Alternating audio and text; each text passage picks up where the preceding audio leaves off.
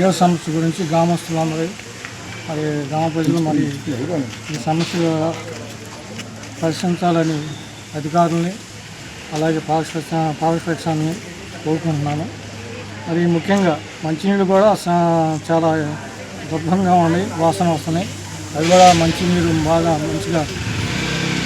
మంచినీళ్ళు సరఫరా చేయాలని పరిశ్రమించాలని త్వరగా పరిశ్రమించాలని కోరుకుంటున్నాను.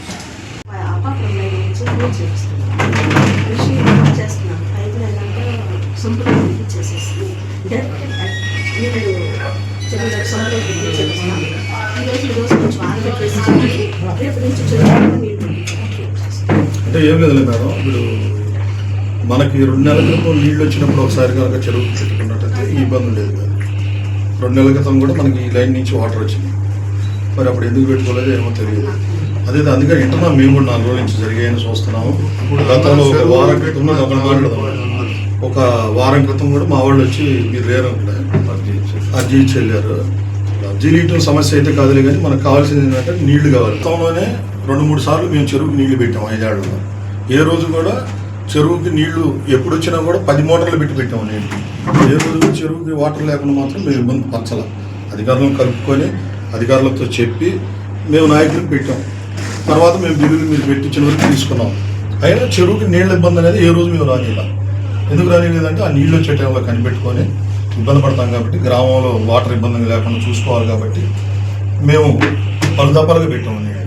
ఒకసారి కాదు, ఏ రోజు కూడా ఆ నీళ్ళ ఎద్దడి అనేది మాకు నదిపాడులో లేదు. ఇప్పుడు మరి ఎక్కడ విఫలమయ్యారో కాకపోతే 2 ఏళ్ల నుంచి ఒకటి మేడం కదా, 2 ఏళ్ల నుంచి మేము ఇక్కడ గవర్నమెంట్ మారింది కాబట్టి మేముగా లీడ్ చేయకూడదు కదా, బాగుండదు కదా. అందుకని మేము సైలెంట్ అయ్యాము. సైలెంట్ అవ్వటం ఒకటి, 2 సైలెంట్ అయితే అయ్యాము. గ్రామంలో అంతకుముందు నీళ్లు కావాలన్నప్పుడల్లా కూడా పెట్టి బిల్లు పెట్టుకునేవాళ్ళం. నీళ్ళు వచ్చేటప్పుడల్లా కూడా వాటర్ పెట్టడం బిల్లు పెట్టుకునేవాళ్ళం. మరి ఈ 2 ఏళ్ల నుంచి ఎందుకు పెట్టలేకపోయారు? 3 సార్లు 4 సార్లు వచ్చాయి ఈ వాటర్. అది మీరేమో తెలియదు అంటున్నారు. నేను వింటున్నాను. అంటే మీరు వేరే వాళ్ళు మేమే కదా, వేరే వాళ్ళు కూడా వస్తే వాళ్ళతో మీరు మాట్లాడేది మొత్తం నేను వింటున్నాను రోజు ప్రెస్ మీట్లో. మీరు తెలియదు అని చెబుతున్నారు.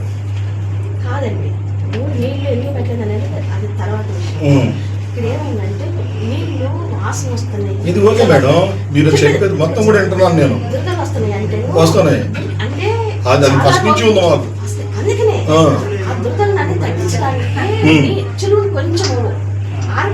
చెరువుని ఆరబెట్టుకోవాలన్నప్పుడు మనం ప్లాన్ చేసుకొని పక్క చెరువుకి నీళ్లు పెట్టుకోవాలి. ఇప్పుడు మనకు 2 చెరువులు ఉన్నాయి. అట్లా కాదు మేడం, మీరు చెప్పేది కరెక్టే.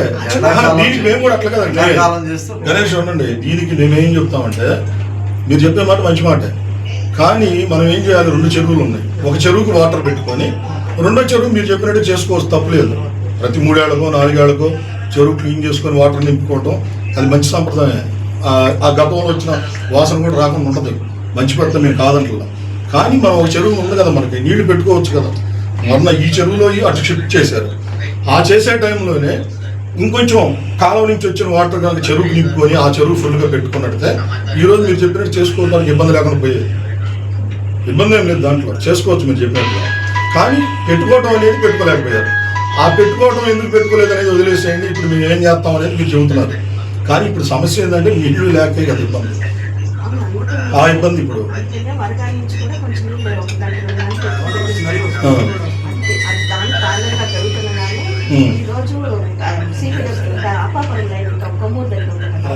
అక్కడి నుంచి లైన్ అంటే ఇక్కడ కనెక్షన్ ఇస్తున్నాం.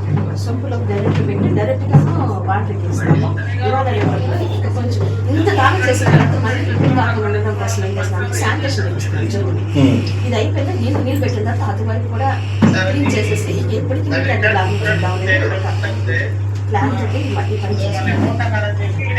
చేయించండి. మీరు కూడా గత 10 రోజుల నుంచి ఏం జరుగుతుంది మేము చూస్తానే ఉన్నాము. మాకేంటంటే జనాభా పెంచు మెయిన్ హెడ్ క్వార్టర్. ఇప్పుడు చుట్టుపక్కల పల్లెటూరులో కూడా ఫుల్గా ఉన్నాయి నీళ్లు. నందిపాడు హెడ్ క్వార్టర్ ముందు మాకు ఇది ఎట్లా ఉందంటే అట్లా కదండి. ఇప్పుడు నీళ్ళు వచ్చేటప్పటికల్లా ఈ చెరువుని మొత్తం క్లీన్ చేసేసి పెట్టేసుకుంటే అప్పుడు నీళ్ళు వచ్చేస్తే ఇంకా మీకు ఒకటి మేడం గారు, ఇక్కడ ఏదైనా చేయగలిగాము ఉన్నాం మేము. మీకు గవర్నమెంట్కి మీరు ఏదన్నా ఇవి మాకు ఈ పండు మీరు చేసినాక వస్తాయి అన్నా కూడా మా ఎంపీపీ గారికి చెప్పినా మేము చేయించేవాళ్ళమి. 100 దఫాలుగా అంతకుముందు పెట్టాం కదా మేము ఏ రోజైనా వాటర్ పెట్టే డబ్బులు తీసుకున్నాం కదా. మీకు బిల్లు కూడా మాకు పెట్టిన వరకు రాకపోయినా కూడా వచ్చిన వరకే తీసుకున్నాం మేము. ఎందుకంటే నీళ్ళకి ఇబ్బంది పడకూడదు కూడా జనం, అది మా ఆలోచన. అట్లా చేశాం మేము. లేదు ఇప్పుడు మీకు ఏదన్నా ఇబ్బంది అయ్యి మీరు ముందు పెట్టుకోండి తర్వాత వస్తాయనే మాట గత 2-3 నెలల క్రితం నీళ్ళు వచ్చినప్పుడు ఒక మాట చెప్పినా కూడా పెట్టించేవాళ్ళం మేము ఎందుకు పెట్టించలేకపోయడానికి కారణం ఏంటనేది ఇందాక మీకు చెప్పాను. ఎందుకంటే ఇప్పుడు మేము వచ్చి అడ్డం తగిలి మేము పెడతామని అనకూడదు కదా, అది మంచి పద్ధతి కాదు కదా. గతంలో రోడ్లు కూడా తీర్మానాలు చేసిన రోడ్లు కూడా ఏం చేసామో తెలుసుగా మీకు. తీర్మానాలు మేము చేయించుకున్నాం, కానీ ఏం చేసాము ఎందుకులేండి వాళ్ళు గవర్నమెంట్ మారింది, బిల్స్ కాడ ఏదైనా ఇబ్బంది అవుతుందేమో వాళ్ళు చేసుకుంటా ఉన్నారని చేసుకొని ఏంటంటే వర్క్ ఆర్డర్ కూడా మా పేరు మీద వచ్చింది కదా, మేము ఎంపీపీ గారి పేరు మీద సర్పంచ్ గారి పేరు మీద తీసుకున్నాం కదా. అయినా కూడా మంచి సాంప్రదాయంగా పోదాం, గొడవలు అనవసరమనే మేము కూడా వర్క్ ఆర్డర్లో మీకు రిటర్న్ ఇవ్వడం జరిగింది. ఈ రోజు వేసే రోడ్లు మొత్తం కూడా అట్లే కూడా అవునా కదా. ఇప్పుడు వేసిన రోడ్లు సిమెంట్ రోడ్లు మండల పనుల నుంచి తీసుకునేది, అవి వర్క్ ఆర్డర్లు మా పేరు మీద తీసుకున్నాం మేము. అయినా కూడా మేము ఎందుకు వెళ్ళలేదంటే ఇబ్బంది ఇక్కడ జరుగుతుంది వద్దన్నారు మీరు చెప్పారు కాబట్టి వాళ్ళు వెళ్తున్నారండి వాళ్ళకి ఇద్దామనే ఆలోచనగా ఏవో గారు కూడా చెప్పారు కాబట్టి ఇచ్చేసాం. అవును కదా, మేము ఈ రోజునే సపోర్ట్ చేస్తాం ప్రతిదానికి. కానీ ఈ ఇబ్బంది అనేది ఇంతమంది ఉండి ఊర్లో చెరువు ఎండ కట్టడం అంటే అది మాకు ఎంతో ఇబ్బందిగా ఉంది, జనానికి ఇబ్బందిగా ఉంది. చూడటానికి మేము కూడా ఇంతమంది ఉండి కూడా ఆ చెరువులు నీళ్లు లేకుండా ఇక్కడ చేసుకోవటం ఏంటనేది మాకు అర్థం కాకపోవడానికి మేమే ఇక్కడికి రావడానికి అవకాశం లేకుండా 2 నెలల నుంచి మేమే వదిలేసాం. ఎంపీపీ గారికి సర్పంచ్ గారికి మాకు పదవి కాలం ఉన్నా కూడా మేము ఏది చేసినా కూడా మీకు ఇబ్బంది అవుతుందనే మాట ఇక్కడ తీసుకొచ్చారు కాబట్టి మేము ఇక్కడికి రావడం కూడా మానేసాం. ఎందుకు మానేసాం? గొడవలు అవుతుంది తలకా నొప్పి ఎందుకనే మాట మీరు అన్నారు కాబట్టి. మరి అట్లా అన్నప్పుడు ఈ ఇబ్బంది రాకుండా చేసి ఉన్నాడితే ఈరోజు మేము సంతోషపడేవాళ్ళం.